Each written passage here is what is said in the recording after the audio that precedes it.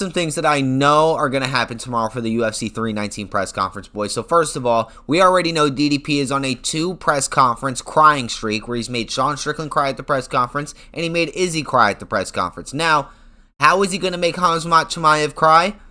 I have some ideas. I think he might bring up the lip. He's going to bring up the lip. He's going to bring up the immunity disorder. There's a few things you could poke at Khamzat at. Maybe his resume being Kevin Holland, Gilbert Burns, Kamaru Usman that came off of a 2-fight losing streak. Something like that. And you know, Khamzat Chimaev has a tendency to speak and shout in broken English. So I don't think he's going to be able to defend himself verbally. And it's going to get him emotionally frustrated. And he's going to drop a tear or two.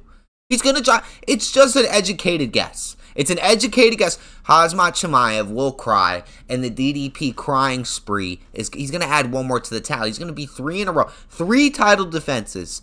3 opponents bawling in tears at the press conference. Okay? Another thing that I know that is this is going to happen tomorrow. I can already see it. There's going to be at least 2 questions. 2 questions to Carlos Prates about how many cigarettes he smoked this fight camp. Yes, there are. You know how many times that we see repeating questions, and it's always some dumb shit like, "Hey, Dustin, would you like to win your retirement fight, buddy?" And then they just continue to ask that question. Another thing that I know we are going to see at this press conference is some Michael Venom Page banter. We're definitely going to be we're definitely going to be seeing some Michael Venom Page banter against Jared Cannonier, and Jared Cannonier is just going to sit there and not say anything. He's gonna pout with his arms crossed. Okay, yeah, he's gonna have his arms crossed. I'm trying to think. He's gonna have his arm crossed, or he's gonna be like this. He's definitely gonna have his arms crossed. Gonna sit there, not gonna say anything. He's gonna say yes, no. I envision Jared Cannonier as like the Stonehenge men, or whatever fucking island. I think that's in New Zealand. But we're gonna be seeing Lerone Murphy get booed.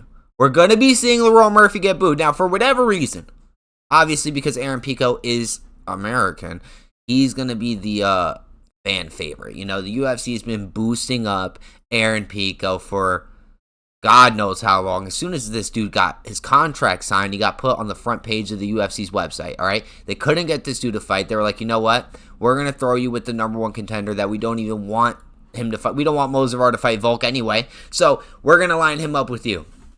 Mozavar canceled the first time. Then this fight had to get rebooked the first time, right? So they rebooked it for UFC 319. I forgot what card it was originally on. And then Mozavar pulls out. Lerone Murphy steps in. I think Lerone Murphy gets this done. We dropped our picks video yesterday, so go tap in if you need to see that. But we're definitely going to be seeing a lot of Aaron Pico like catering to from the media. There's going to be like, hey, Aaron Pico, how fast are you going to be able to destroy Lerone Murphy? Are you going to fight Volk next? Or would you like to fight Gene Silva after he beats Diego Lopez? It's going to be a lot of media catering to my boy Aaron Pico here. He's the next media darling. I can kind of see that coming up from right out the gate. And Geoff Neal, I don't think that this is going to happen. But I'm hoping. I'm hoping this happens. Geoff Neal, I need you to set the record straight and tell everybody that you are here to not fuck around. Your last 2 fights that you have dropped were against Shavkat Rakhmonov and Ian Machado Gary. There's no reason why you should be this big of an underdog. You understand what I'm trying to tell you? You're plus 210. You're literally plus 210 against a guy who fought Ian Machado Gary and got dog walked for 4 rounds and won. He didn't even win the last round, in my personal opinion, but he woke up. He woke up in the last round. Your fight, Geoff Neal, against Ian Machado Gary, went to a split decision, and it was extremely competitive. Not extremely. Ian definitely won that, but you did a lot better than my boy did, Carlos. You did a lot better than Carlos Prates did. You know what I mean? I can't control the spasms, bro. I can't control the spasms. But we will be seeing DDP add another victim to the crying spree. 100%. Khamzat Chimaev is not even going to be able to defend himself verbally at this press conference. Okay, the translator is going to have to be working overtime from the, Khamzat doesn't even really like to speak in other languages at the press conferences from what I've seen. Bro just says, I kill you. I smash you. I choke your boy. That's it. That's all he's going to say. DDP's going to be coming over here, speaking in paragraphs and in tongues, and Khamzat Chimaev's not even going to know what to do. You know?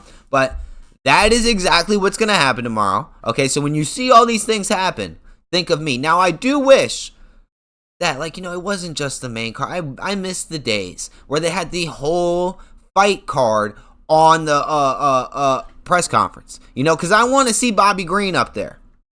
I want to see Michał Oleksiejczuk. I want to talk to Chase Hooper. I mean, I can't talk to him, but I want to see Bryan Battle. You guys are disrespecting Bryan Battle, by the way, by putting him literally like third from the top. It's absolutely insane. And Edson Barboza being right above Bryan Battle. It's just, bring all the fighters to the press conference. Why can Paramount make them do that? Can Paramount make the UFC great again? Give us all of the fighters at the press conference. There's absolutely no reason why all of the fighters are here. They're in the hotel. They're probably sitting in the crowd watching this press conference. Why can't we just bring them on stage and let's not have a 25-minute press conference. Let's have a 45-minute press conference. Dana, you don't even have to be there. Send John Anik up there. Send DC up there. Send somebody, all right? Because I know you don't want to sit up there for that long, right? And hopefully Paramount could, shove the UFC in the right direction, because press conferences being a little 20 minutes is absurd. And having only 5 fighters, 10 fighters, 5 fights on stage while everybody else is present is just fucking dumb. It's fucking dumb if you ask me. I'm not asking for every single fighter on the card to get asked a question. Just have them sit there so a casual or just anybody could just sit there and be like, oh wow, that guy's fighting that guy and that guy's fighting that guy. I mean, I understand that they do that during the weigh-ins, like, okay, everybody weighs in, we're gonna face everybody off, the ceremonial face-off, ceremonial weigh-in, shit like that. But the press conference is a different feeling. You know what I mean? There's banter in there. You can't really have any banter at the weigh-in. You can't really have any banter walking out. Shit like that. Anyways, boys, this is the fight card that I've been looking forward to all summer. This is a banger. I can't wait for this card. Tap into the locks of the week. I dropped them yesterday. The next great card is in October, and let's see what happens tomorrow.